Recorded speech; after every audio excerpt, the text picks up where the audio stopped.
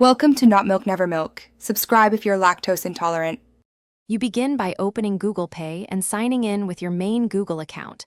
This ensures coupons apply to the right profile. Once done, make sure your payment method is verified, add a card, or link a bank if needed, because coupons often require an active payment source. Next, tap the Offers or Coupons tab to reveal available deals.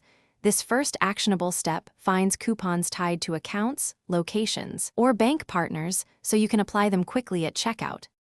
You should add your items or pick the service and proceed to the Google Pay payment screen. This is where coupon logic runs. Make sure to tap Apply Coupon or Offers before confirming payment so Google Pay can validate eligibility and stack with bank promos if allowed. If multiple coupons show, pick the highest value valid one. The app will display savings and any minimum spend rules. Once you confirm selection, review the discount line item so the final amount reflects the coupon. You now confirm the final discounted total and complete the payment using your chosen method. That final click triggers coupon application and records the offer on your receipt.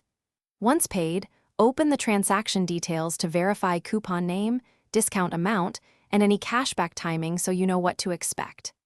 If the coupon fails, make sure it isn't expired, matches merchant and minimum spend, and that your payment method is eligible. Try removing and reapplying the coupon or restart the. Thanks for watching. If this was helpful, leave a like and consider subscribing. See you next time.